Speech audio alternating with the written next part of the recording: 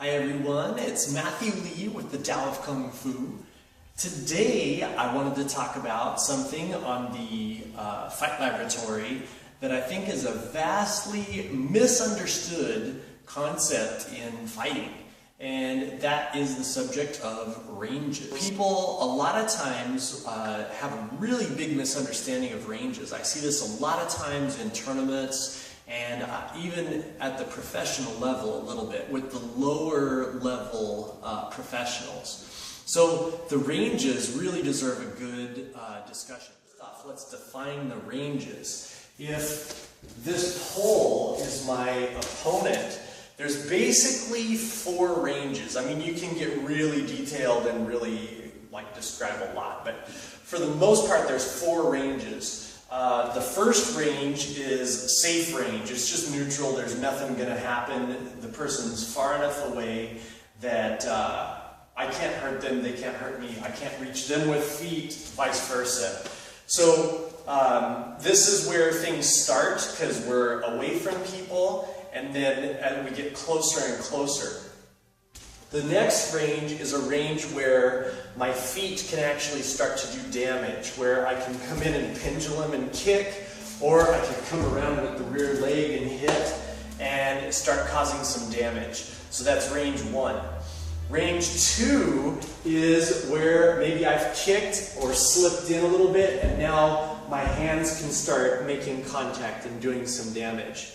And then as I get closer, I come into range 3, which is elbowing range, kneeing range, and grabbing range. So this is the range where the clinch happens. This is the range where throws happen, and things like that. I just wanted to talk about each one for a second. Fights will have a tendency to accordion in and out. So one person might be the aggressor and they'll close the distance going from range 1 to 2 to 3, and as this person retreats, they'll take the ranges back and go back down 3 to 2 to 1 to the neutral 0. And the aggressor will always close the range, the defender will usually extend, and or they'll close and try to neutralize at range 3. There's always this accordion effect in a fight where the two are coming together and then moving apart. If they're trading or counter-punching, they're waiting for the person to get into that strike zone where they're lethal, whether it's the throwing zone or the kicking zone or the punching zone.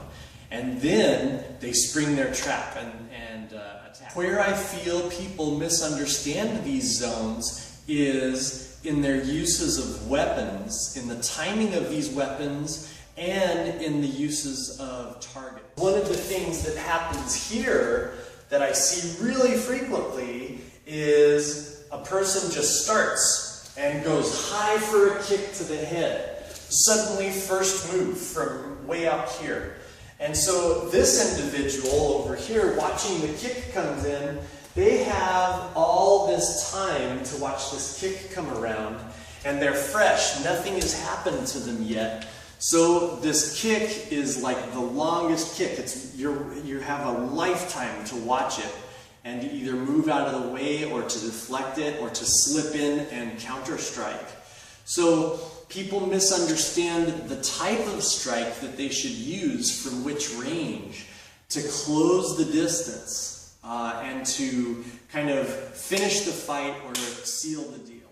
These ranges are one of the things that will work really well when you're putting strategies together, whether you're doing competitive sports or you're trying to develop skills for athleticism and work through either like self-defense confrontation situations, scenarios, or you're just interested in the science like I am and putting it all together.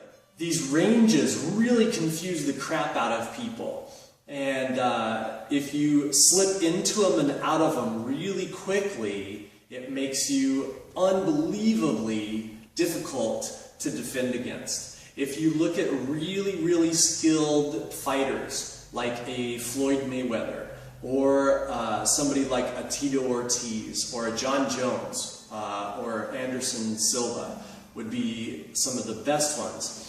You notice that they are always constantly changing ranges, and they're fast to adapt. They have a great understanding of it. And it's not natural, a little bit of it might be, but it's just simply really well trained.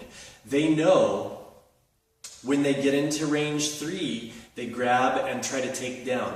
When they're in range 1, they kick and they hit accurate, good target. When you're here, you have to hit, but you can't stay in this range too long because this individual is going to step off to the side and change up, or they're going to start counter-punching, and if all you're doing is hitting, they're going to be able to get a good counter-punch in. So you want to change ranges. 1, 2, 3, strike, range change. 1, 2, 3, strike, range change. 1, 2, strike, range change. And that's a big, big factor in strategy. You don't want to just kick, kick, kick, kick. You're going to give them the opportunity to see how you move when you kick, and if you don't damage them enough to end the fight the first couple of kicks, by the 3rd repetition, they're going to own you.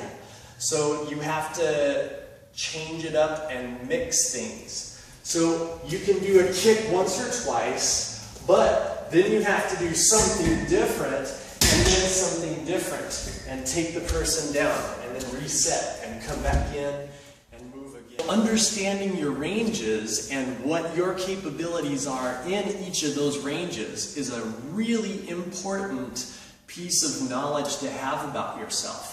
And it will help you dramatically in a fight. So thinking about ranges, training your ranges, and working on those is going to be a big factor in building your skill and your athleticism.